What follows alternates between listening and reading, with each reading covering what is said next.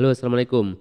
Mungkin Anda pernah mendengar berita atau melihat di lingkungan Anda sendiri sebuah usaha yang awalnya ramai sekali, yang awalnya terlihat sangat menguntungkan, namun pada akhirnya usaha tersebut kolaps, usaha tersebut tutup, yang salah satunya disebabkan oleh faktor hutang pajak yang besar, sehingga akhirnya sampai dengan aset tersebut disita. Tentunya kita tidak ingin hal itu terjadi dan kali ini di sini tipspajak.com memberikan tips untuk terhindar dari tagihan pajak yang mengagetkan.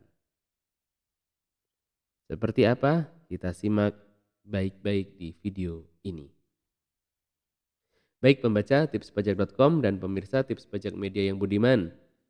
Seperti kami sampaikan di depan, ini adalah tips untuk dapat terhindar dari tagihan pajak yang mengagetkan di kemudian hari. Sebelum lanjut, kami ajak Anda semua untuk like video ini, subscribe channel Tips Pajak Media, serta kunjungi berbagai kanal media sosial kami, ada Instagram, Telegram, YouTube, dan juga website tentu saja, agar manfaat-manfaat yang coba kami bagikan ini dapat menjangkau kepada semakin banyak lagi orang-orang yang membutuhkan, sehingga pada akhirnya literasi perpajakan, wajib pajak di Indonesia akan meningkat.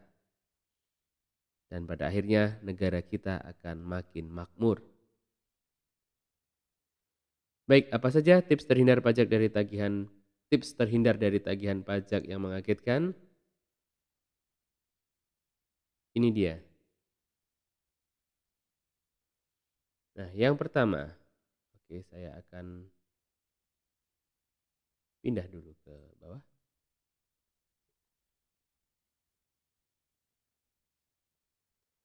Yang pertama adalah pilih klasifikasi lapangan usaha yang sesuai dan kemudian pilih tarif PPh badan yang tepat. Ini berlaku ketika awal Anda menjalankan usaha.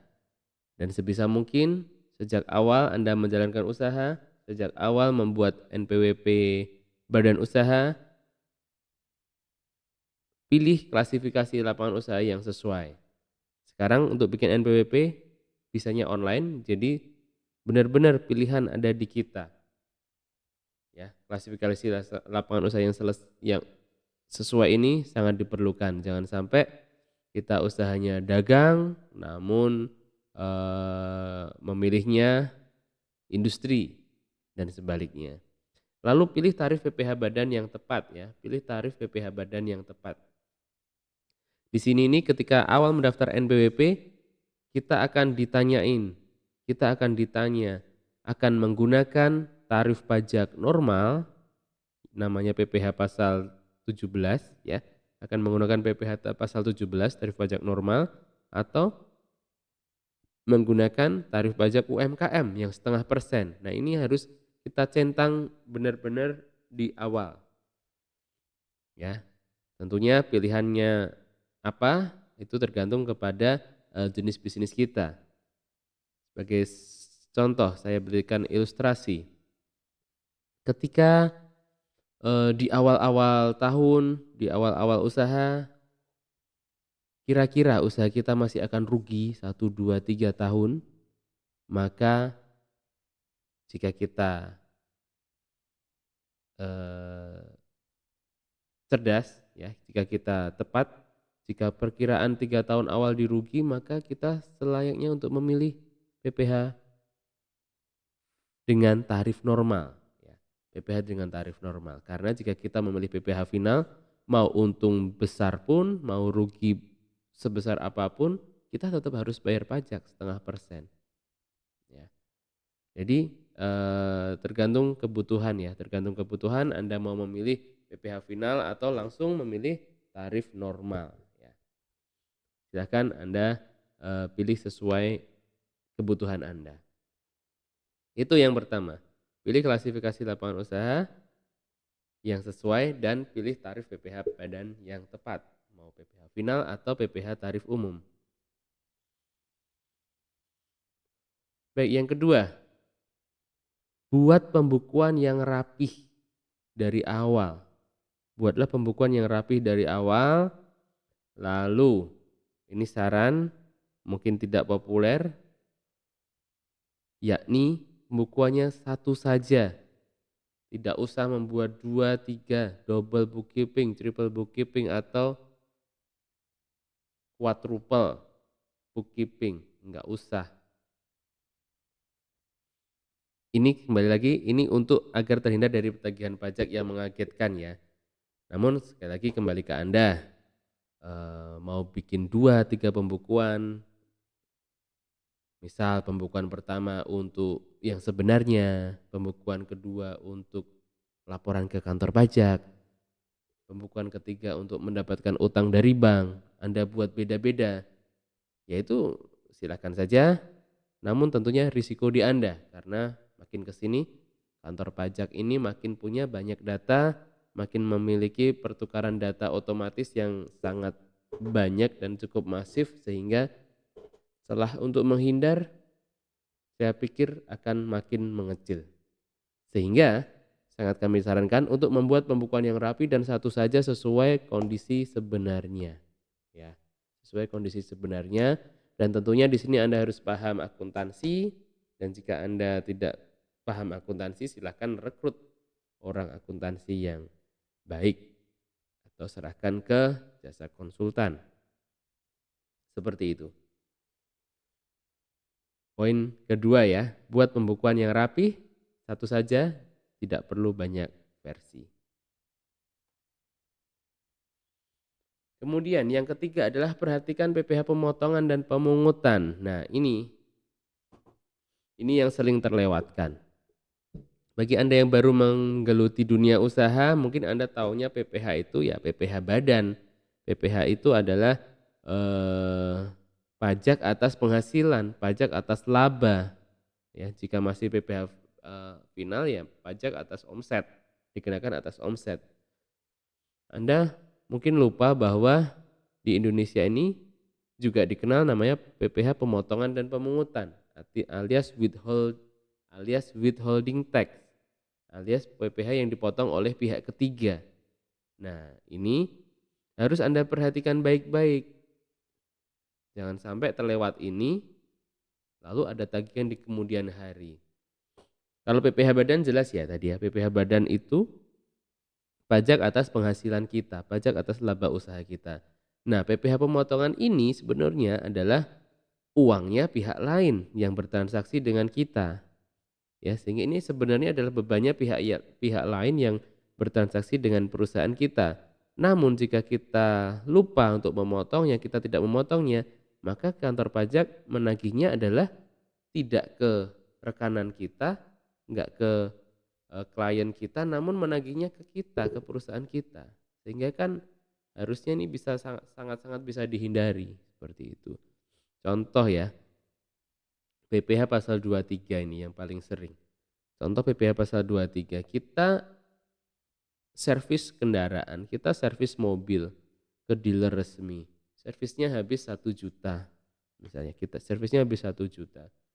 Nah, ini perusahaan kita ini wajib sebetulnya untuk memotong PPh pasal 23 namanya sebesar 2%.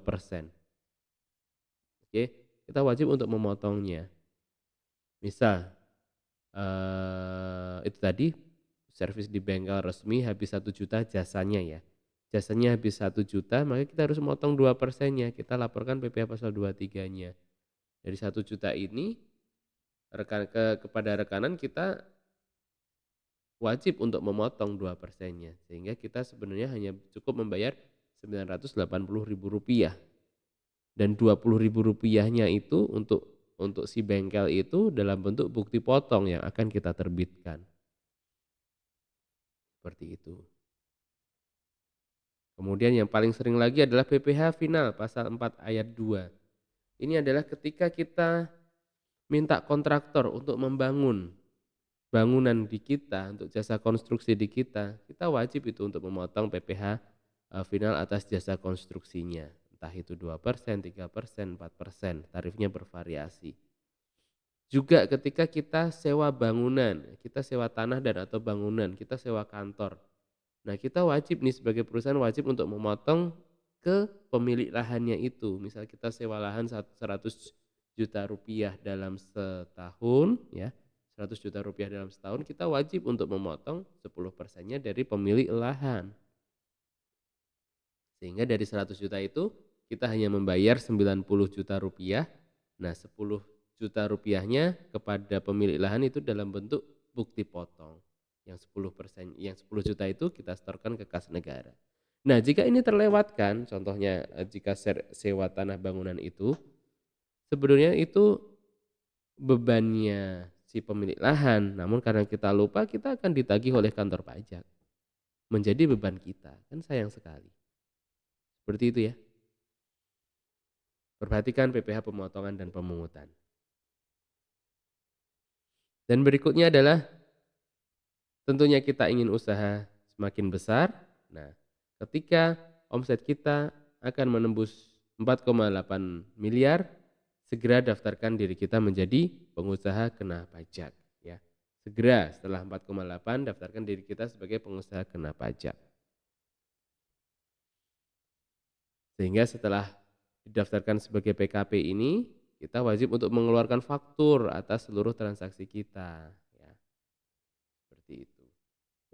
Dan memungut PPN sebesar 11%-nya untuk per saat ini per 20 Juli 2023. Nah, setelah terdaftar sebagai PKP, kita harus menerbitkan faktur pajak atas seluruh penyerahan. Ya, atas seluruh penyerahan kita. Gitu ya. Ini sudah PKP, urusannya udah dengan PPN lagi, jadi harus ekstra hati-hati lagi. Prinsipnya termasuk ini ya, termasuk yang terlewat, kita menjual aset yang awalnya tidak dijual. Misal kita punya mobil, mobilnya udah ya sudah 2-3 tahun sudah sering perbaikan, kita putuskan untuk menjual. Nah, itu kita juga harus memungut PPN-nya. PPN 16D, PPN atas barang yang semula tidak diperjualbelikan. Nah, dan terakhir adalah bubuhkan bea materai untuk setiap dokumen dengan nilai uang di atas 5 juta rupiah. Ya, bubuhkan bea materai untuk setiap dokumen yang kita keluarkan, contoh kwitansi, tagihan, invoice dan seterusnya untuk nominalnya yang memuat nilai uang di atas 5 juta rupiah. Ini juga seringkali terlewat. 10.000 sih murah, namun jika transaksi kita ada 1.000 itu sudah 10 juta ya, dan seterusnya. Seperti itu pembaca dan pemirsa tipspajak.com dan tips pajak media. Dan inilah resumnya, inilah ringkasannya dari pembahasan kita. Jadi tips untuk terhindar dari tagihan pajak yang mengagetkan di kemudian hari adalah yang pertama, ketika mendaftar NPWP, kita pilih klasifikasi lapangan usaha yang sesuai. Kemudian kita pilih PPh badan yang sesuai ya. Tarif PPh badan mau yang pakai final atau langsung tarif normal. Kemudian buat pembukuan itu satu saja, nggak usah double, triple atau 5 bookkeeping. Ya, dengan satu saja, single source of truth, maka kita relatif akan terhindar dari tagihan pajak yang besar. Ketika pemeriksaan pun dokumennya ready seperti ini, seperti itu ya. Kemudian yang ketiga adalah perhatikan PPh pemotongan dan pemungutan. Ini adalah withholding tax-nya. Anda harus perhatikan baik-baik. Jangan sampai pajak atau beban pajak yang seharusnya adalah bebannya lawan transaksi kita, tapi karena kita lupa memotong itu menjadi beban kita di kemudian hari. Kemudian keempat adalah daftarkan diri sebagai PKP, pengusaha kena pajak segera setelah omset tembus dari 4,8 miliar. Kemudian setelah menjadi PKP nanti terbitkan faktur pajak atas seluruh penyerahan yang kita lakukan, termasuk misal penjualan barang bekas ya. Kemudian terakhir bubuhkan bea materai untuk setiap dokumen dengan nilai uang di atas 5 juta rupiah.